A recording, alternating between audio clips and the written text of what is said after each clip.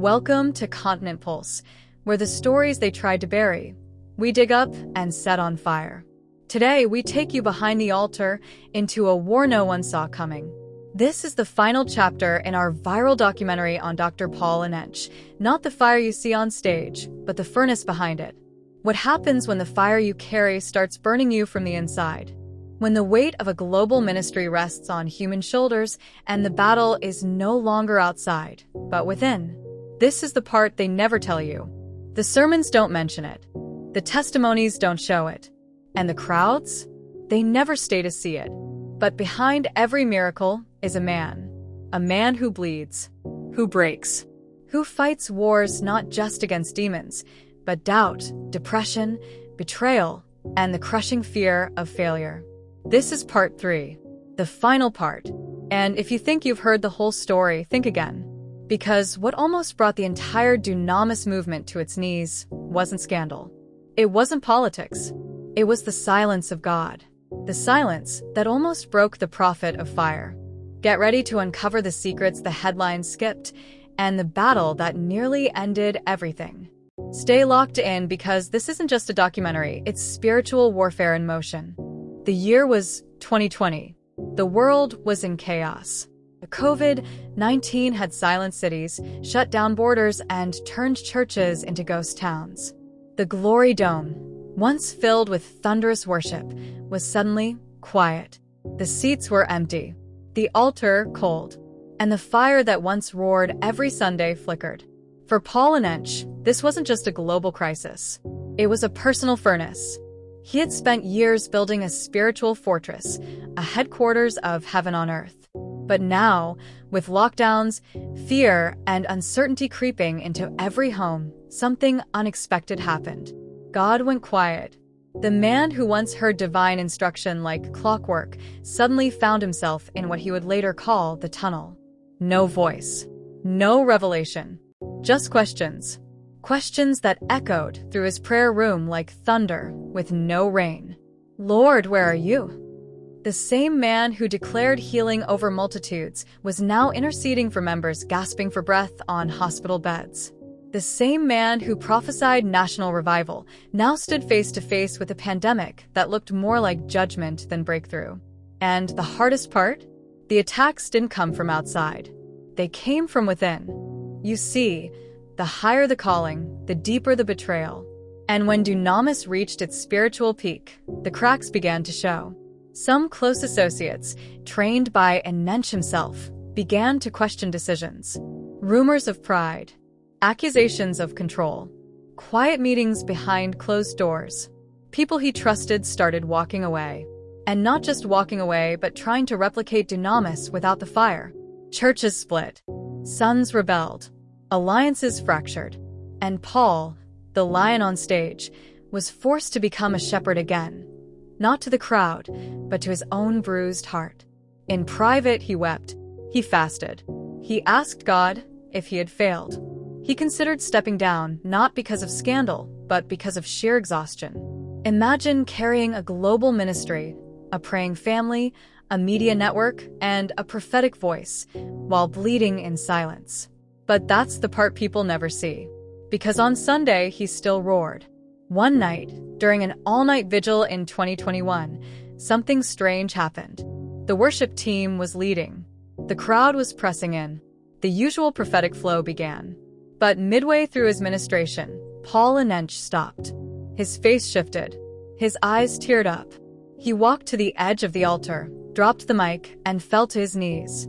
The camera kept rolling, but the atmosphere changed. For nearly 10 minutes, there were no words. Just weeping. The man who had always been strong collapsed under glory. Or was it pain? That night, many thought they saw a breakdown. But what they didn't know was that it was a breakthrough. Because in that moment, something shifted. Not in the crowd, but in the man. God wasn't silent anymore. But he wasn't shouting either. He was whispering. And the whisper was clear. This is not your ministry. It's mine. From that moment, Paul changed. He preached less with anger and more with authority.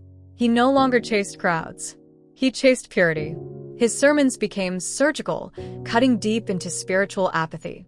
He stopped trying to be understood and started being undeniable. And Dunamis? It entered a new dimension. New branches exploded across Africa. Online attendance soared. Healing crusades resumed with fire. But more importantly, the man behind the mic was no longer performing. He was surrendered. He started speaking less about success and more about sacrifice. He began warning ministers, "Don't chase platforms.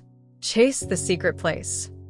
He opened up more about his struggles with depression, betrayal, and burnout, not to gain sympathy, but to remind the next generation that fire has a cost. That you don't carry the anointing casually. It will break you first before it blesses you. And those who aren't broken are dangerous. But just as Paul was finding a new rhythm, the nation entered a political storm. Corruption was rising. Elections were approaching. And injustice was boiling over in the streets. And Paul Enenche could not stay silent. During a live broadcast in early 2023, he declared that Nigeria was under siege. That God would remove unrighteous rulers. That stolen mandates would be judged. He didn't name names, but the message was clear. The backlash was immediate. Media houses criticized him. Politicians threatened legal action. A viral campaign called him dangerous to democracy. Security agencies began watching his sermons closely. Some called for his license to be revoked. But Paul didn't flinch. He said, "If Elijah could call down fire on kings, why can't we call for fire on corruption?" To him, the church is not a show. It's a prophetic institution. And if preachers don't confront evil, they become accomplices. Behind the global worship, the streaming numbers, and the miracle testimonies, there was another fight raging: financial warfare. Most people don't know that maintaining a facility the size of the Glory Dome requires millions monthly. Staff salaries, humanitarian outreaches, media bills, construction debts. During the pandemic, giving dropped dramatically. Some staff hadn't been paid in months. Contractors began knocking. Partners pulled back. And Paul had a choice: shrink the vision or stretch his faith. He chose the latter.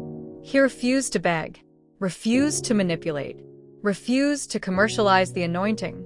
Instead, he went back to fasting. He went back to prayer. And slowly provision came, not from abroad, but from within. Ordinary members who had seen miracles gave sacrificially. Some sold land. Others emptied accounts, not because of pressure, but because they believed in the fire. And that's what makes Dunamis different. It's not built on hype. It's built on hunger. The unseen power of Becky Enenche. While Paul was fighting publicly, his wife, Dr. Becky, was fighting privately. Few know that she was the one interceding when Paul almost collapsed from exhaustion. She was the one laying hands on his back every night. The one counseling suicidal members during lockdown. The one holding prayer vigils with women crying over lost jobs, broken marriages, and dead dreams. She never sought the spotlight, but she became the secret weapon of the ministry. Her prophetic accuracy stunned many. Her teaching sessions, especially to women, sparked a quiet revival of godly homes. And during a viral moment in 2022, when she rebuked fake lifestyle influencers who confuse likes for legacy, young women flocked back to the altar. In many ways, while Paul carried the fire, Becky carried the oil. The greatest miracle, a man who didn't quit. With all the controversy, warfare, and spiritual pressure, it would have been easy for Paul Enenche to quit, to walk away, to say enough. But he didn't. And that might be the greatest miracle of all. Because in a generation where pastors fall like dominoes, where fame replaces prayer, where compromise is marketed as wisdom, Paul Enenche remained. He remained loud, unapologetic, fire-filled, and above all, consecrated. Not perfect, but purified. And now, as Dunamis enters its next phase, with expansion into Europe, North America, and Asia, the man behind it is no longer chasing revival. He's becoming one. Because revival is not a program. It's a person. It's a people who burn even when no one is watching. The story of Paul Enenche is not just about one man.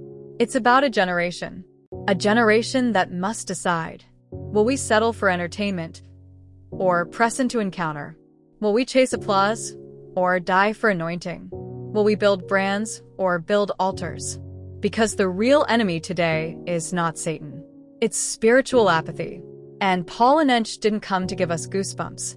He came to give us gasoline. He came to set us on fire and hand us the matchstick. And now it's your turn.